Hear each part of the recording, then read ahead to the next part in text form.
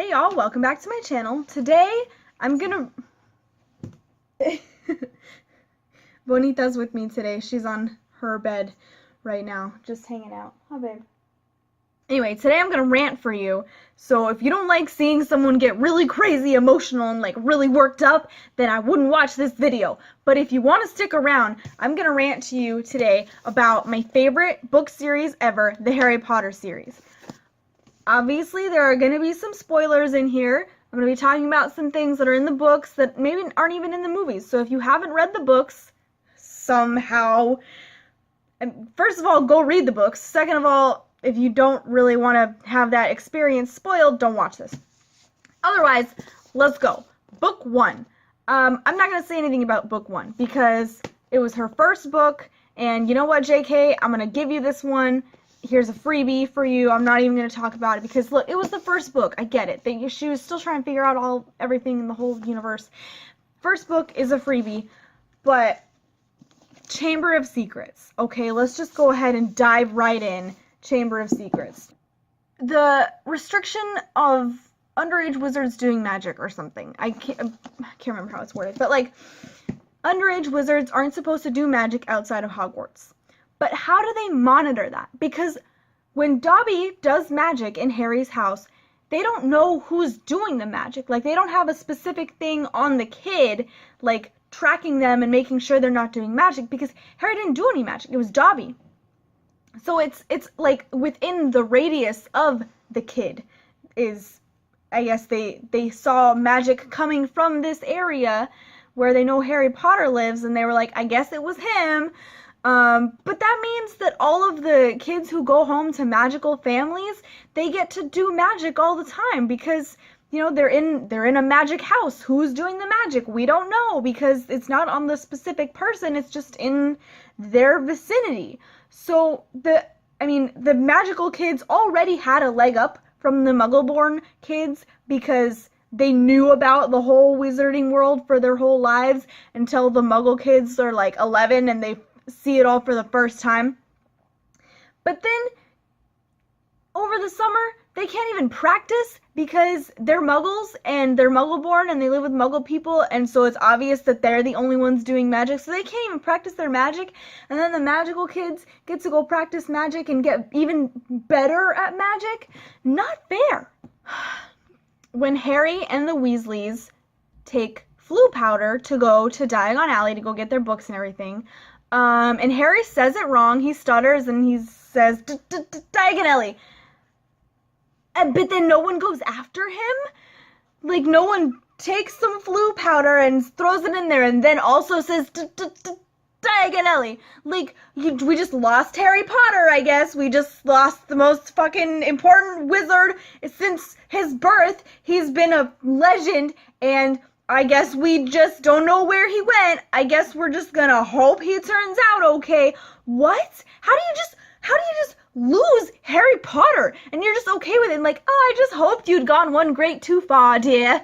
Like, he ended up in a really dangerous place, and if it wasn't for Hagrid saving him very conveniently in the moment, like, oh, Hagrid was right there, Harry, something bad could happen to him. Again, he's a 12-year-old boy. Like, something bad could have happened to Harry because they were just like, oh, well, I guess he's just somewhere else now. We don't know where he is. We'll just all go to the correct place and nobody go after Harry. When they miss the train. Okay, you cannot possibly be the first kids in the history of Hogwarts to miss the train. I guarantee you, some other people somewhere, like, I'm part Hispanic, we're always late to everything. I guarantee you there was somebody who was always running late and missed the train.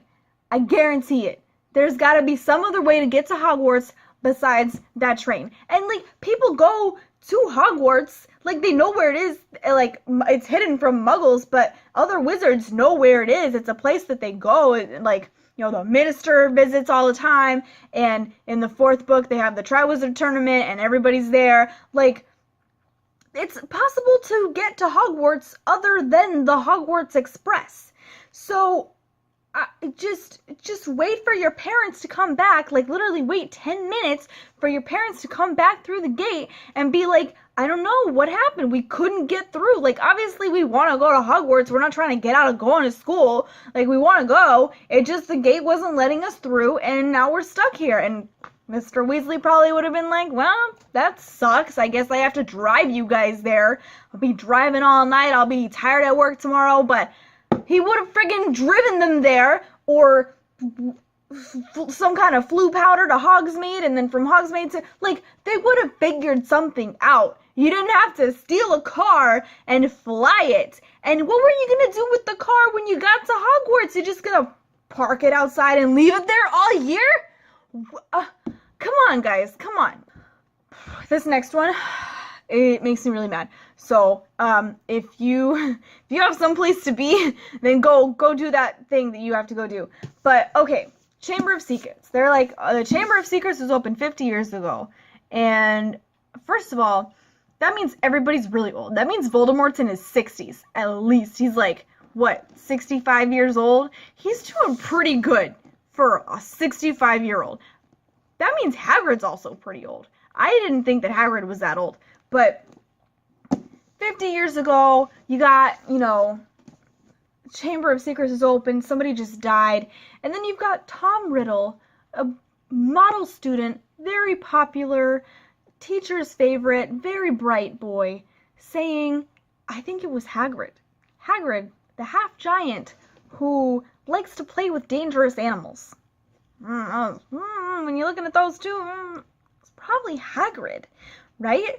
But then, a few years later, once you see what Tom Riddle grew up into, a very anti-muggle, obsessed with, wizard purity, very obsessed with his Slytherin heritage, not afraid to kill people. When you look at what he turned into, maybe let's reopen the case of the Chamber of Secrets the first time and be like, who was it probably then?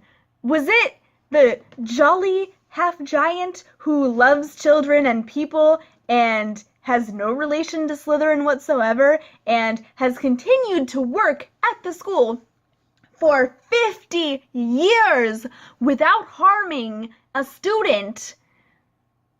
Or was it Lord Voldemort who opened the Chamber of Secrets the first time while he was at Hogwarts? I don't know. I don't know who it was. Who could it have been? Like, seriously, people?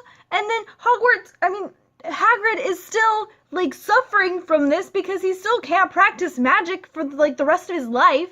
And then they come and get him again. When the Chamber of Secrets is open again, they come get Hagrid and take him to Azkaban. What? Like, it wasn't him the first time. It was Lord Voldemort who was at the school at that time and has shown since then that he doesn't mind murdering muggles. When Harry and Ron figure out that it's a basilisk in the Chamber of Secrets, like they find the note in Hermione's hand and they realize it's a basilisk that's, killing people and petrifying people. And they go to the teacher's lounge to tell the teachers, but then there's like an announcement on the PA system that they have that says, everybody return to your houses, teachers to the teacher's lounge. And they're like, oh, let's hide in a closet and just listen to what the teachers are going to talk about. And the teachers all meet in there and they say, Ginny's been taken down into the Chamber of Secrets. That's when you open the closet doors and you bust out and you say, oh, hey, like, I know what's down there. It's a basilisk. Maybe one of these many Hogwarts teachers who are adults and have been training in magic their entire lives, maybe one of them has a plan for, like, how to fix this, and not fucking Lockhart. Like, the teachers jokingly send Lockhart to go do the thing, and as soon as Harry and Ron, like, go and see that he's packing, that should be like, okay, he's fucking useless. He's not gonna help at all. Let's go find Professor McGonagall and some other badass teachers and tell them everything we know. What's in the Chamber of Secrets, where the entrance is to the Chamber of Secrets, and take a whole team of people down there. Take everybody. Dumbledore, have him, like, contact the Ministry of Magic, have some people come, like, make it a rescue mission and not just two 12-year-olds going into the sewer to fight a fucking snake monster. And it only works out, again, because of very clever writing by J.K. Rowling. At the very last moment, Fox swoops in and cries on Harry's arm, and magically Harry survives. But if it hadn't been for that very clever thing, that would never have happened. Harry would have died. So if Harry and Ron had just told an adult, a competent adult, from the beginning what was going on, that wouldn't have happened. And that's it. That's it for Chamber of Secrets. I feel like I should just do one book at a time now, because this is too much.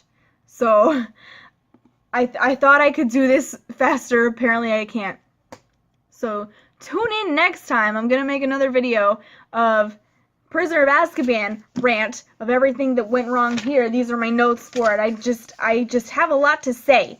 I'm very, very passionate about this book series. And if you guys have anything else to add, make sure you put it in the comments. I try to do stuff that people haven't already kind of talked about, but if you feel like I missed something, go ahead, put it in the comments. I'd like to read it because I'm very passionate about this.